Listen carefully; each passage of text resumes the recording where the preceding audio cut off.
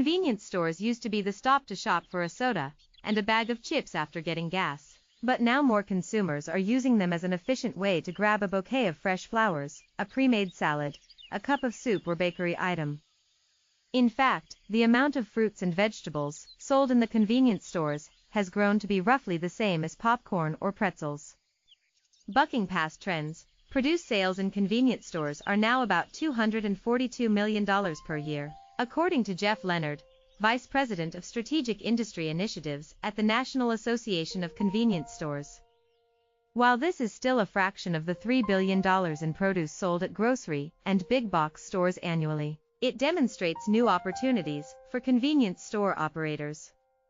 This past week, the group released data that showed convenience stores experienced a 16th straight year of record in-store sales in 2018, with total sales surging 8.9% to $654.3 billion. The value of convenience has never been higher, said Leonard.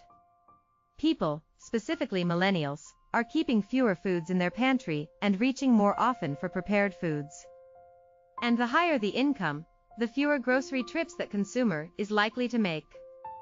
Millennials would prefer to grab a pre-made salad after work than go home, make a meal, eat alone and clean up dishes.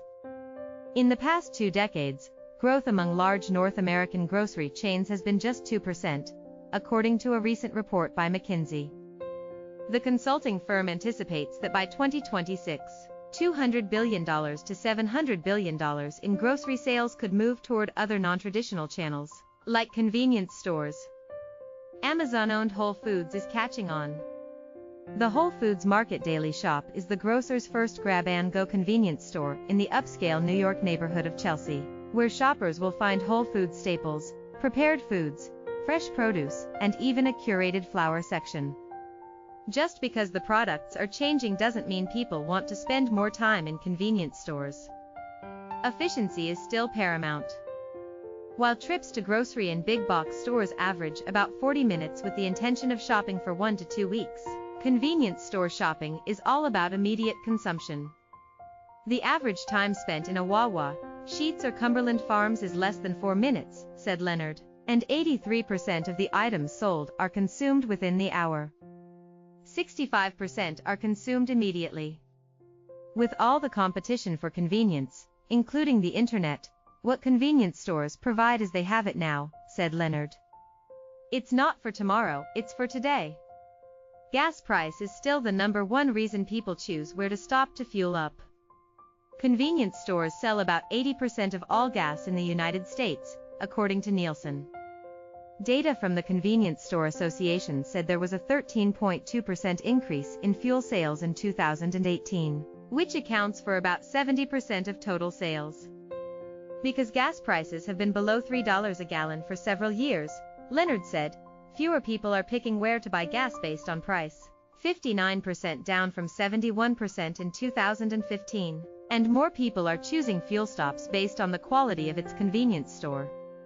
Carrying produce and perishables is new territory for convenience stores, and figuring out how to order and make the appropriate amount without losing money is a challenge they face, which also may cause them to raise prices.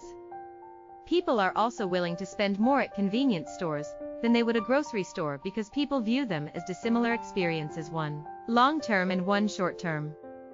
Profit margins at convenience stores are not that different than for grocery stores, said Leonard. Grocers' margins are around 1% and convenience store margins come in around 2%. If there are higher prices, it's because you generally don't get a better deal on product when you're buying it by the handful as opposed to the pallet, said Leonard.